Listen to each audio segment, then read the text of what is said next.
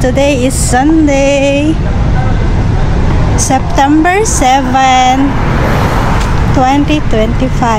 For today's ganap, meron kaming schedule ng self-photo studio. Nagpa-schedule, appointment, basta. Nakita ko lang kasi sa TikTok. Tapos ngayon, ito.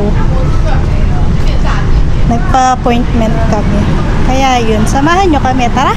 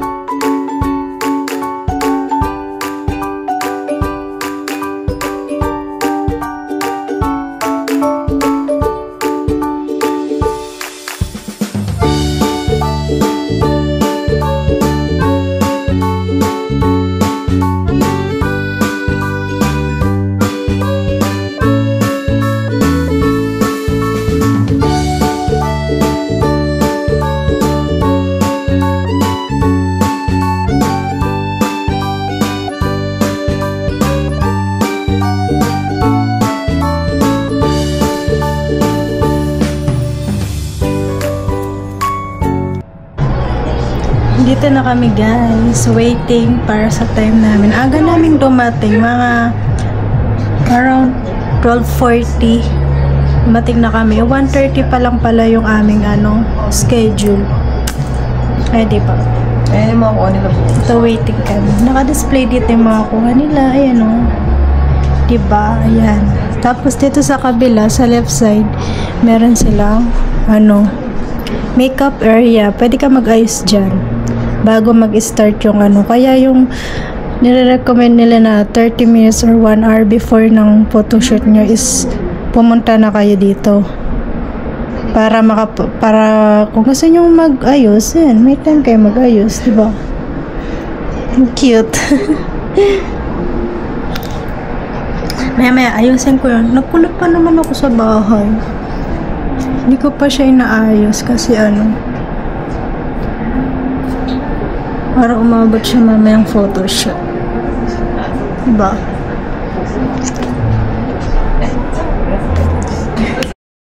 I-retouch tayo guys. Kasi nag-ayos na ako sa bahay. Try ko yung mascara nila.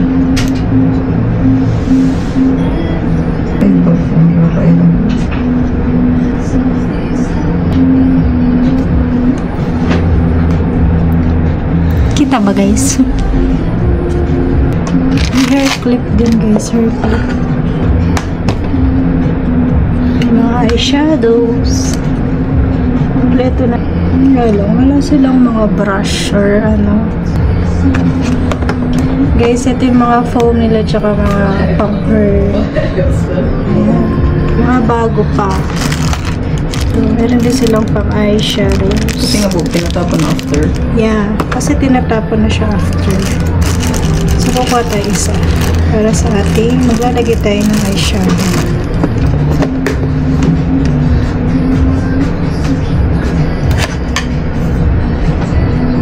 Penke tayo ngayon, guys.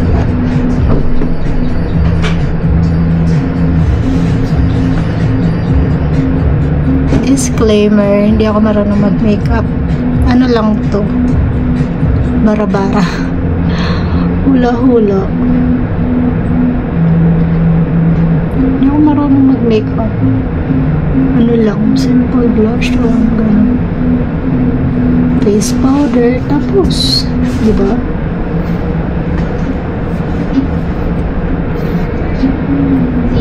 Baliktad, nauna yung mascara sa eyeshadow. Diba? Tama ba yun? Hindi ko naman ako.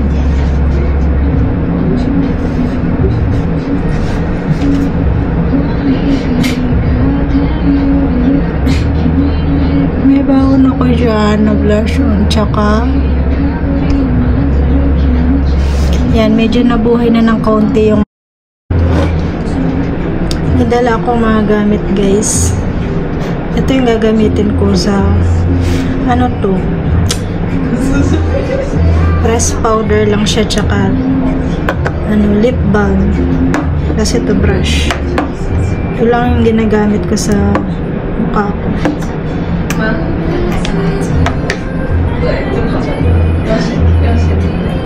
Ano na, press powder na lang.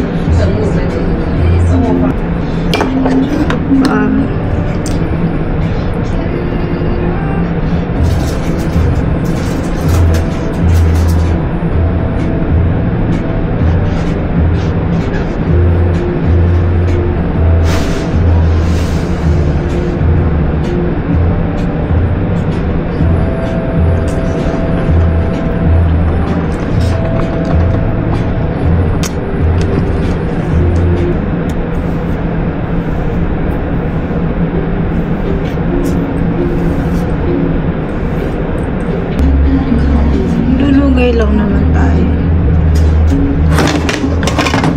Done.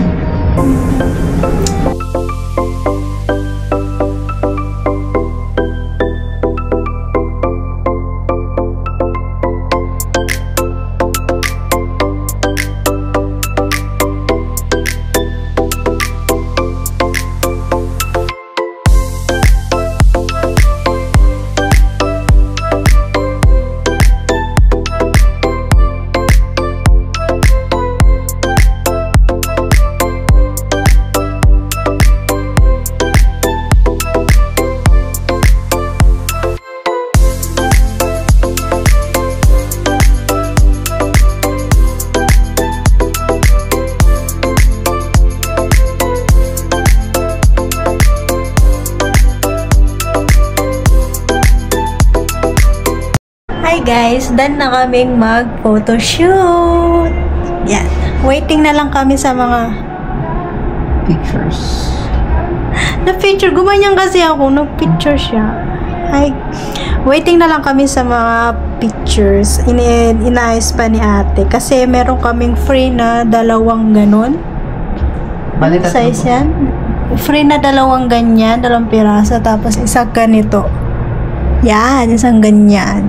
Yung 4 pics, 1 photo ba yun? Basta yun. Gets nyo na yun. Waiting kami. Yan. Hala, nakaka-pressure yung habang nagpa-photoshoot. Tapos wala ka nang maubusan ka ng ideas sa post. Yung mga Kasi post yung nyo. oras. Kasi may oras siya guys. 20 minutes ang oras niya. Yeah. 20 minutes. Ayan guys. Yung mga free na nakaprint na photo. Physical photo. Ayan. Isang ganyan. Tapos isang ganito. Dalawa pala. Sorry. Ganyan siya. May free. Ayan. Picture. We're done. Tapos na kami. Nakuha na namin yung result ng mga photo. Ang gaganda.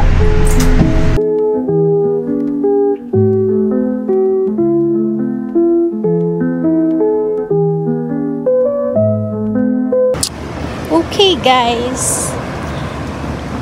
Dumaan lang kami saglit sa simbahan. Nag-visit kami kasi wala nang misa. Tapos na. Ngayon, papunta kami dito sa Pinoy store, sa grocery store. Dadaan kami, baka may mabili pa kaming konti. After nun, oras na ba? 3. After nun, kakain lang kami. Then, uuwi na. Diba?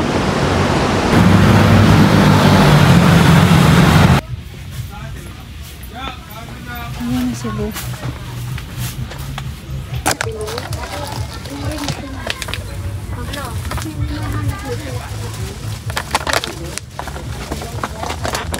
Ito muna maliit kasi natigas pag hindi agad Ito, ayaw mo? Tapos na kaming mag-grocery guys. Ayan, nagutom ang natoy. Kain daw muna siya. Ako ayoko kasi kakain din naman kami sa Taipei. Baka hindi ako makakain ng madami. Diba? Sarap.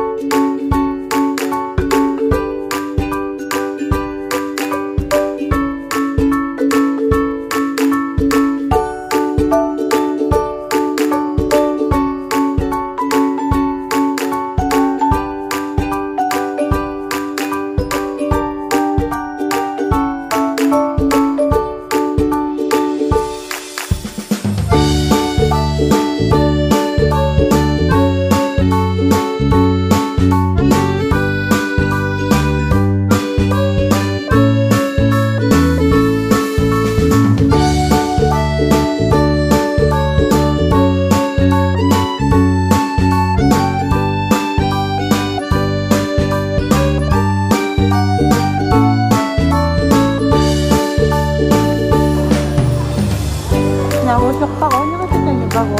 Diba? Gabong luto lahat.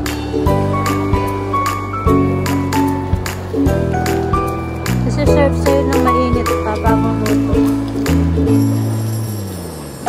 Tapos na kami kumain guys. Nandito kami ngayon sa New Balance. Hindi pa. Dito kami sa ABC Mart. Napadaan kami. Bibili daw siya. Bili mo na ah. Wala mo na. Bagong ano nga daw ito ng ano eh. Maganda. Patingin nga. New Balance na cup. Gusto daw niya yun. Sabi ko yun nalanggit ko sa kanya. Namimili pa Parang siya ito yung kung gray or mas ano. kahit anong forma mo, Yeah, kahit kulay. ano. Gray. Ano? Ito na. Gray? Thank you. Ay, hindi. Hindi na pala siya ABC Mart. Ito na yung pangalan niya guys ng store. Dito lang sa Taipei ilalim. Ayan na siya. Hindi na pala siya ABC Mart. Ito na. Yung kanyang cup. Happy birthday. Happy birthday. Thank you. Waiting for the train ng mga person.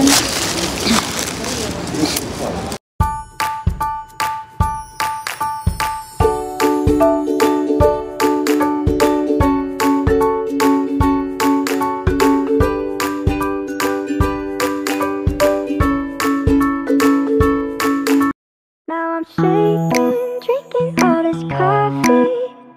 These last few weeks have been exhausting.